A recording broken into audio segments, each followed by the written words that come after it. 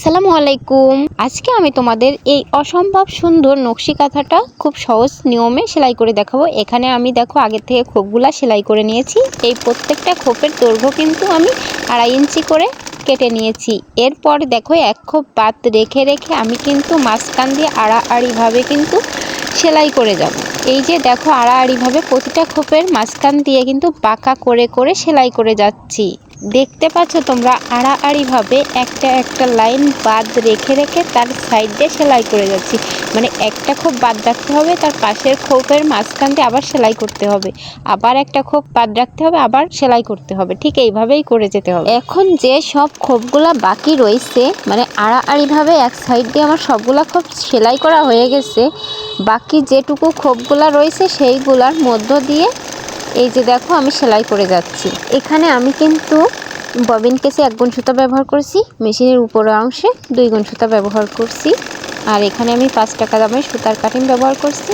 তোমরা চাইলে কোন সুতাও ব্যবহার করতে পারো। এই যে দেখো এখন কিন্তু যে সব খোপগুলা বাকি রয়েছে আর কি, সবগুলা খোপের মধ্য দিয়ে একইভাবে আমি সেলাই করে যাচ্ছি। এখন অফ ক্যামেরাতে আমি বাকিটা করে নিয়েছি।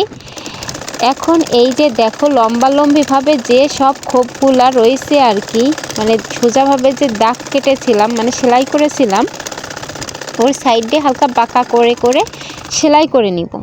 এই যে দেখো আবারও কিন্তু সেই বাঁকা করে করে সেলাই করে নেব। এক্ষেত্রে আমি একটা কথা বলে রাখি, দেখো সোজাভাবে যেসব খোপগুলা সেলাই, সেই সব খোপগুলার মধ্য দিয়েই কিন্তু এইভাবে পাতা করে নিতে হবে বাঁকা করে করে। এই যে দেখো আবারও কিন্তু সোজাভাবেই আমি সেলাই করে যাচ্ছি, কোনো খোপ কিন্তু বাদ রাখতেছি না।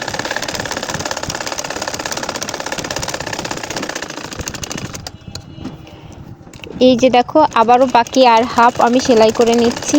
এই সেলাইটা কিন্তু একদম সহজ, খালি কাঁথাটা হালকা একটু বাঁকা করতে হবে, করে করে সেলাই করতে হবে। একদম সহজ এবং ইজি এই সেলাইটা। আমি 2টা লাইন করলাম, আর একটা লাইন তোমাদের করে দেখাবো। এই যে দেখো আবারও কিন্তু সেই বাঁকা করে করে সেলাইটা করে নিচ্ছি।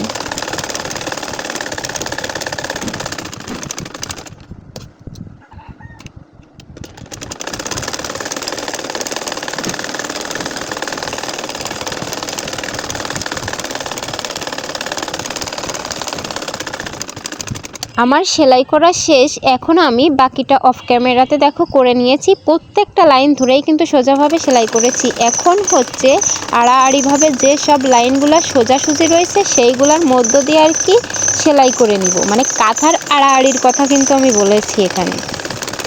এই যে দেখো খোপগুলা কিন্তু এখন সম্পূর্ণভাবে দেখো একটা মানে অসম্ভব সুন্দর লাগতেছে। তোমরা চাইলে কিন্তু কাঁথাটা এইভাবেও সেলাই করতে পারো, কোনো সমস্যা নাই।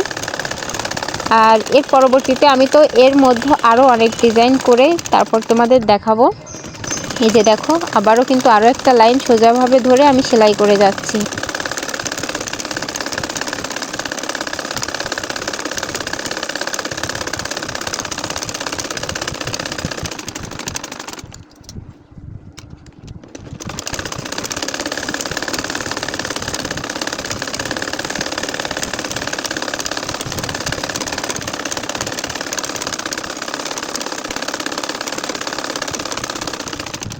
একটা কথা, আমার চ্যানেলটি যদি এখনও কোনো আপু বা ভাইয়ারা সাবস্ক্রাইব করে না থাকো তাহলে অবশ্যই করে দিবা। লাইক কমেন্ট শেয়ার অবশ্যই করবা। আর নতুন নতুন আপু ভাইয়াদের বলবো যে আমার চ্যানেলটিতে একবার হলেও গিয়ে একটু ঘুরে আসবা, আশা করি ভালো লাগবে। এখন দেখো এই লাইনটা আমি কিন্তু করে আর দেখাবো না, কারণ হচ্ছে 3টা করেই আমি লাইন দেখালাম। তারপরেও যদি কোথাও বুঝতে সমস্যা হয় তাহলে অবশ্যই কমেন্ট করবা। এই যে দেখো এখন আমি অফ ক্যামেরাতে বাকিটা করে নিয়েছি। দেখো মাশাআল্লাহ কাঁথাটা কত সুন্দর লাগতেছে এখনই। এখন এই যে দেখো এই যে আড়াআড়িভাবে যে দাগগুলা কেটেছিলাম ঘরগুলার মধ্য দিয়ে, এখন এইখানে দেখো ফিটটা হালকা ধরে ঘুরিয়ে ঘুরিয়ে কিন্তু একটু গোল শেপের মতো করে নিব।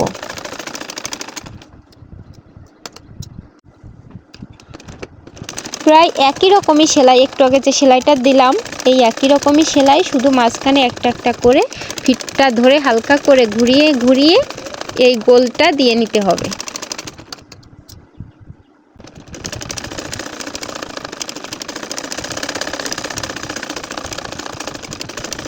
এই যে দেখো হালকা ঘুরিয়ে ঘুরিয়ে কিন্তু গোলটা দিয়ে নিচ্ছি। তোমরাও ঠিক একইভাবে গোলটা করে নিবা।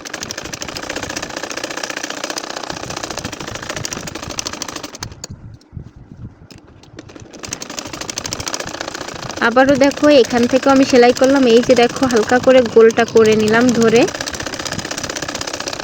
করে নিয়ে এই যে দেখো প্রত্যেকটা লাইনের মধ্যে কিন্তু ঠিক একইভাবেই সেলাইটা করতে হবে।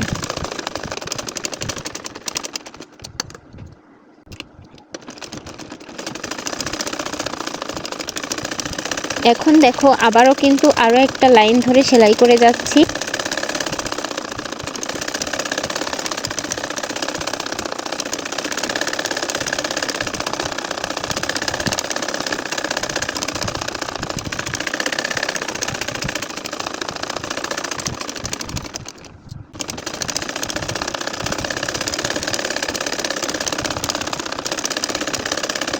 এই সেলাইটার বাকি যে আর হাফ রয়েছে, এই হাফটাও একইভাবে সেলাই করে নিব।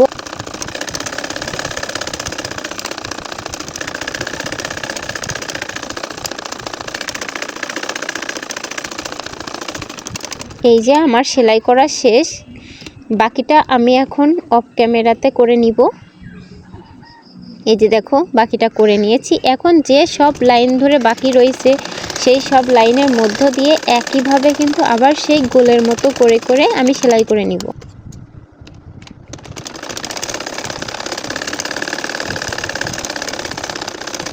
এই কাঁথাটা কিন্তু অসম্ভব সুন্দর।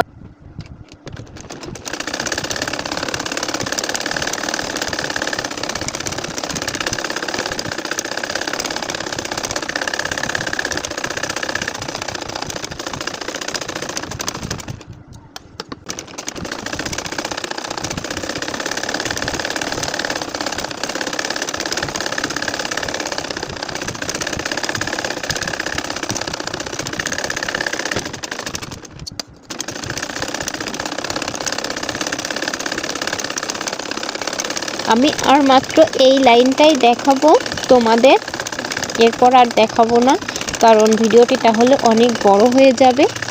আর তোমরা কী ধরনের ভিডিও দেখতে পছন্দ করো অবশ্যই আমাকে কমেন্ট করে জানাতে পারো।